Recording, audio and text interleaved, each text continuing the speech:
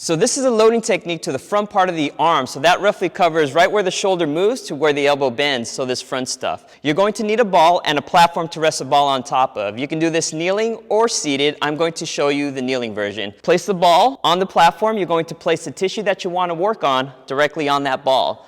So the first method is more of the seek and destroy. So what I'm doing right now is I'm trying to seek that area that's sensitive. So I'm going to start at my elbow, go towards my shoulder, and then I'm going to go back towards my elbow. Wherever it's most sensitive, you're going to hold. So my body's going to try to turn away.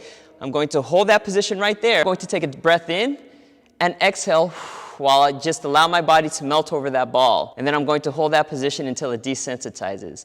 Once that occurs, then you can find another spot. So again, I'm going to go towards my elbow.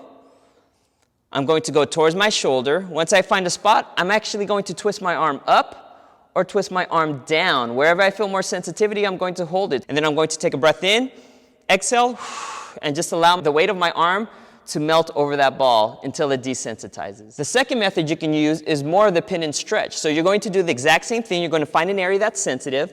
My elbow is straight. The ball is on and near the target tissue. I'm going to scan that area. I'm going to go towards my elbow. I'm going to go towards my shoulder, and I feel it more right there. Now I'm going to spin my arm one direction and the opposite way. Wherever I feel it mostly, I'm going to hold. So I feel more sensitivity right there. I'm going to hold that load. In order to stretch it out, what I can do is I can take my hand and just make a fist and bring that fist and curl it this direction.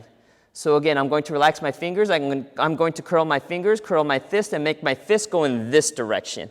And hold that position until it melts and desensitizes. The other method that you can use when you do a pin and stretch is you can relax the hand. So what I'm going to do now is I'm going to find an area that's sensitive. I'm going to hold it down, and then I'm going to twist my body the opposite way until I feel that stretch. Once I feel a good load and sensitivity, I'm going to hold it there. Once it melts, then I'm going to repeat.